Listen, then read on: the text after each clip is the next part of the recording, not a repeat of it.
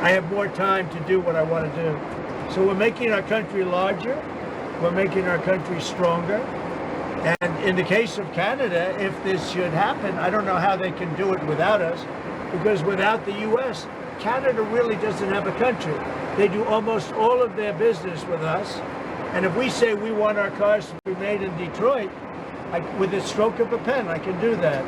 And other things in addition to that would not allow Canada to be a viable country. Mr. President, you said you didn't honor first responders today, but you pardoned hundreds of people who assaulted first responders. Why did you do that? Who? I'm sorry? You were going to meet with first responders today. Yeah. But you pardoned people who assaulted first responders. No, I pardoned people that were assaulted themselves. They were assaulted by our government. I pardoned J6 people who were assaulted by our government. That's who assaulted, and they were treated unfairly. There's never been a group of people in this country, outside of maybe one instance that I can think of, but I won't get into it, that were treated more horribly than the people of J6. So, no, I didn't assault. They didn't assault. They were assaulted. And what I did was a great thing for humanity. They were treated very, very unfairly. There's never been an incident like it. Two foreign policy questions. On Putin again, you realize if you don't clarify that, everyone's going to assume you're talking to President Putin regularly. Well, they can assume that. So is it safe It makes to sense. Well, I don't want to talk about it. And if we are talking, I don't want to tell you about the conversation. It's too early. But I do believe we're making progress. We want to stop the Ukraine-Russia war. And I want to stop it just because I hate to see all these young people being killed. The soldiers are being killed by the hundreds of thousands. So you're starting to put together a plan for like a peace formula or some sort of resolution? We're talking to both sides. Yeah. Okay. And then on Japan, are you okay with having a foreign country having a controlling interest in a U.S. steel company? Well, now let's look at this. When I came here, they were going to buy it, and Biden was going to approve it. All of a sudden, Biden didn't because he heard I wasn't going to. I don't want U.S. steel being owned by a foreign country. Interest is okay? They can have they don't have a controlling. They have an investment. All they're going to have is an investment. Will it be a joint? I don't mind an investment in a company, but especially U.S. Steel. U.S. Steel for 15 years was the greatest company in the world, the greatest #1 company in the world, and I'm not going to let another country buy it. We had a great meeting on that, but they are allowed to invest in it, and that's different. Mr. President, on tariffs, sir, you talked about reciprocal tariffs coming in this week. Can you tell us a little bit more about that? And are you announcing a plan for it this week? Yeah, I'll be announcing. I'll be announcing probably Tuesday or Wednesday at a news conference reciprocal tariffs, and very simply, it's if they charge us, we charge them. That's all. When does it go into effect, sir? Almost immediately. But I'll be announcing the details of it, highly detailed, and it'll be great for everybody, including the other countries. But if they are charging us 130% and we're charging them nothing, it's not going to stay that way. This is on every country?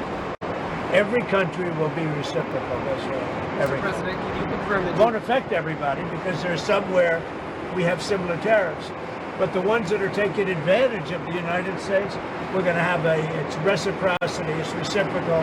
We're going to have a reciprocal tariff. But we'll have a news conference Tuesday or Wednesday. And just on the steel question, just so I understand. We'll also be announcing steel tariffs on Monday. On this, tomorrow? Monday, yeah, tomorrow. What countries will those go on? Everybody, steel. Including Canada and Mexico? Yeah, any steel coming into the United States is going to have a 25% tariff. What about aluminum, sir? Aluminum too. 10%? No, 25%. 25 for aluminum? 25 for both. For both. And on steel, sir, are you ruling out then Nippon Steel having a 51% stake or higher? They won't have a majority stake? Nobody can have a majority stake for U.S. Steel. They can for other companies, but not for U.S. Steel. I think you agree with that, don't you? U.S. Steel was one of our great companies, and through a lot of stupidity and bad government and also bad management of the company, it lost that luster. But it's going to gain it back, and tariffs are going to help. Tariffs are going to make it very successful again. And I think it is good management now, too. Yeah. Sorry, may I ask one, please? Can you tell me, can you confirm that you'll be meeting with MBS and Sisi of Egypt soon. Will that be at the White House, or are you going to speak? Well, I'll be meeting with all of them numerous times, by the way, but I'll be meeting with all of them. And yeah, I think that it's a big mistake to allow people, the Palestinians or the people living in Gaza, to go back yet another time. And we don't want Hamas going back. And think of it as a big real estate site.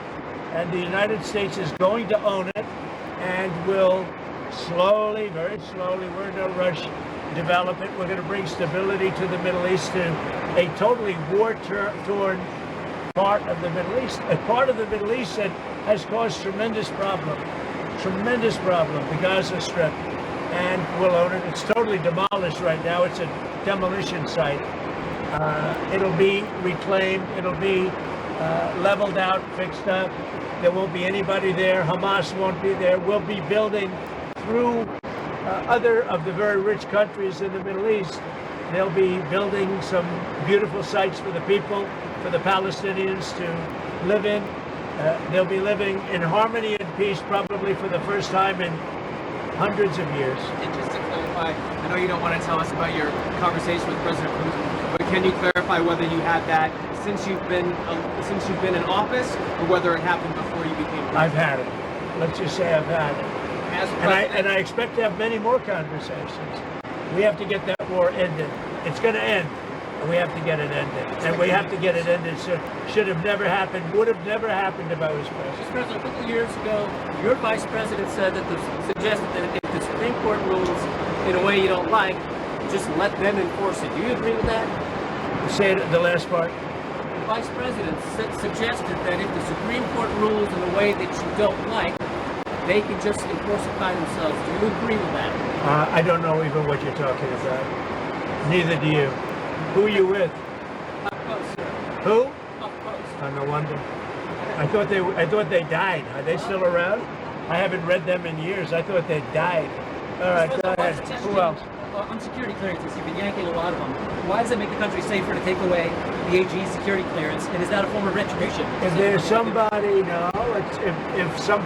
If there are people that we don't respect, if there are people that we thought that were breaking the law or came very close to it in previous years, we do it. And we've done it with some people. We've done it with Biden himself.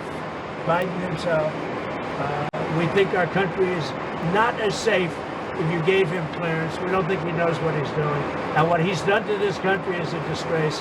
And what he's done in terms of allowing criminals, murderers, drug lords into our country, people from mental institutions into our country, he should be ashamed of himself. Is that a valid reason? On deportations, there's been some reporting that you've been upset that there haven't been more deportations. Can No. you clarify that? I think they're doing an incredible job. It's very tough. Deportations, finding murderers is not easy.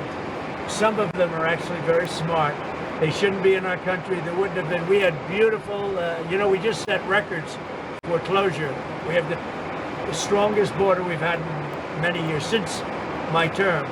But even for many, many years, decades before that.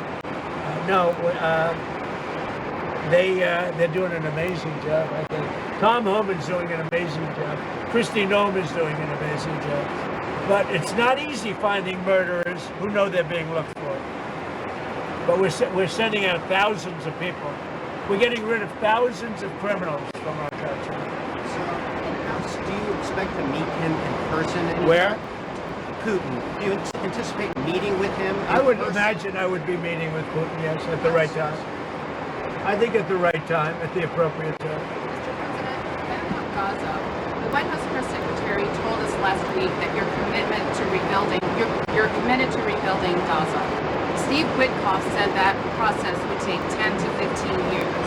Does your commitment to rebuilding Gaza extend beyond your time in office? I'm committed to buying and owning Gaza. As far as us rebuilding it, we may give it to other states in the Middle East to build sections of it.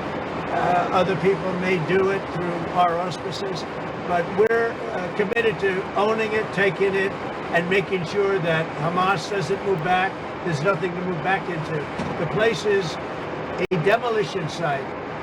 It'll be, the remainder will be demolished. Everything's demolished.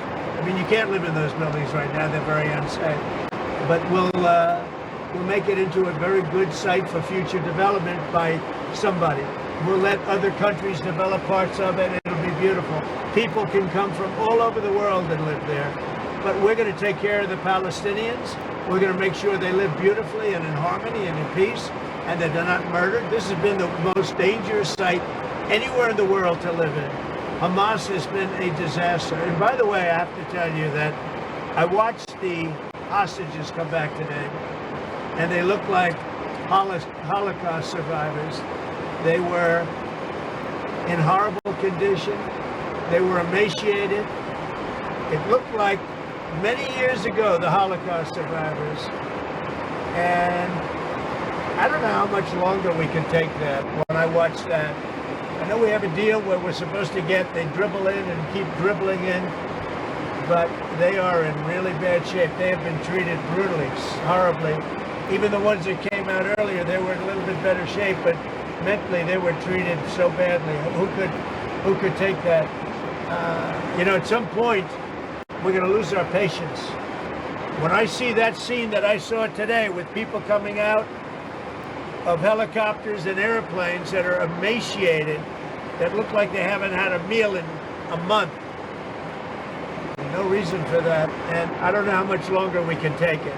Do you mean you want to recast? I don't know how long we can take it. When I watch people that were healthy people a reasonably short number of years ago, and you look at them today, they look like they've aged 25 years. They literally look like the old pictures of Holocaust survivors. The same thing. I mean, the same thing.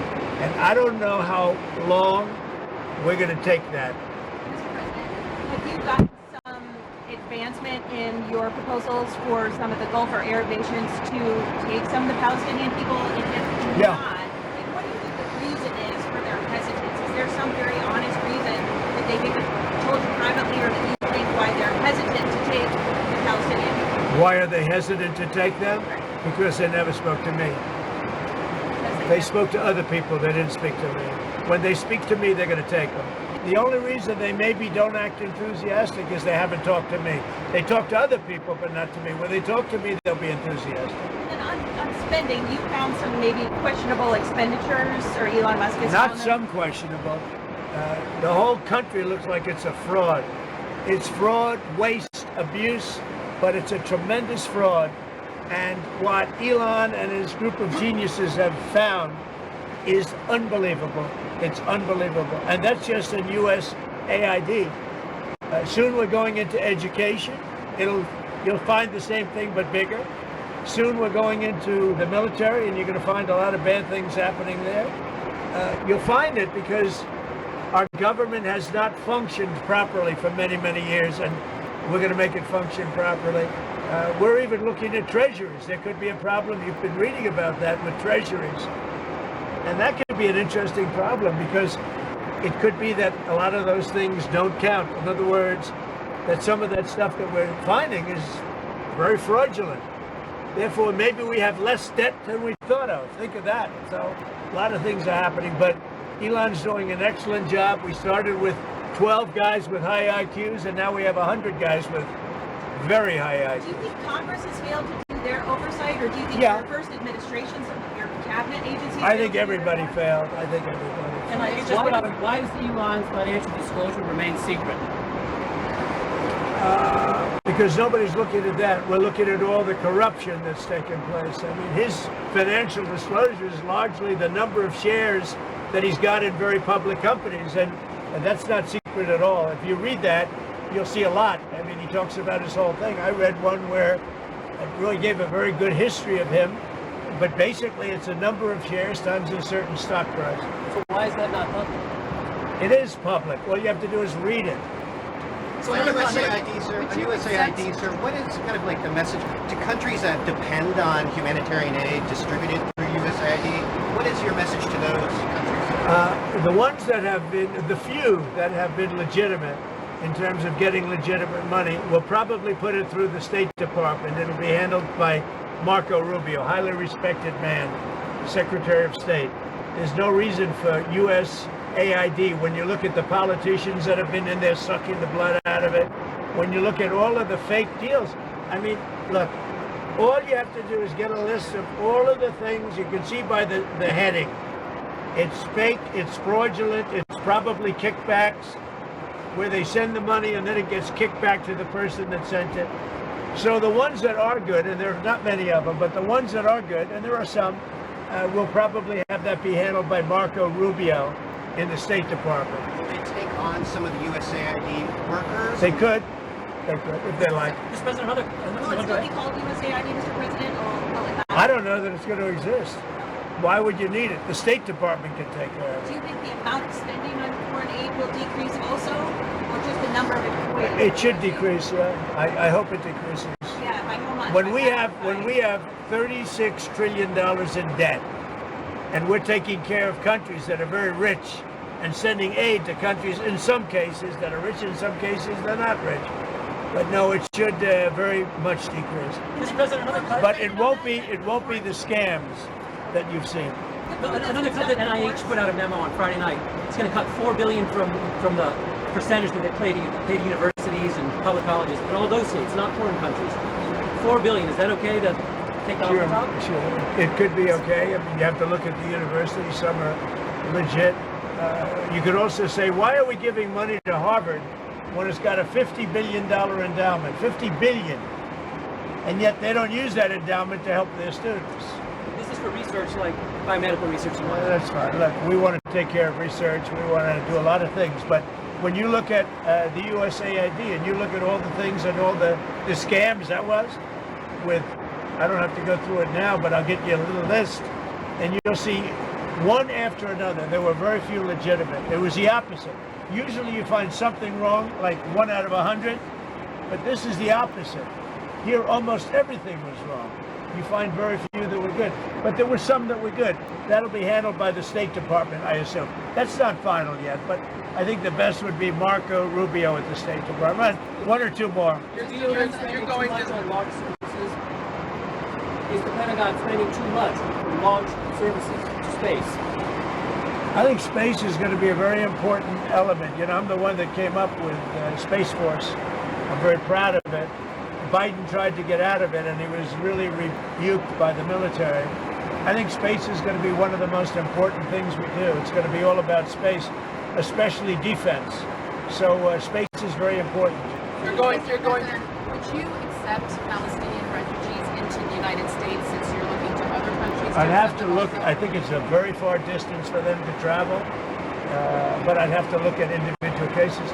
But I do think that coming into the United States, we're taking a lot of people, but coming into the United States, it's a long way for them to travel.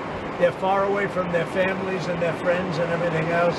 I think they'd be very happy staying in the general area in a place that was safe, where they could be safe and lead a good life. They don't want to go back to Gaza. As I said, I've said it a lot. They only go back because they have no alternative. They don't want to go back to Gaza. So we'll see. We hope that we'll be helped by Egypt. We hope that we'll be helped by Jordan. We hope that we'll be helped by other countries. We hope that some of the, like Saudi Arabia and others, can spend some money on it. They have tremendous amounts of money, and they'll spend some money on making people comfortable and safe. One question about the Super Bowl. You're going to the game. One of the big things that you've done so far in office is cracking down on DEI. I saw that the NFL commissioner said, I think this week, that they're happy with their diversity program. What's your take on that? Would you like to see any changes there? I don't know what the diversity program is.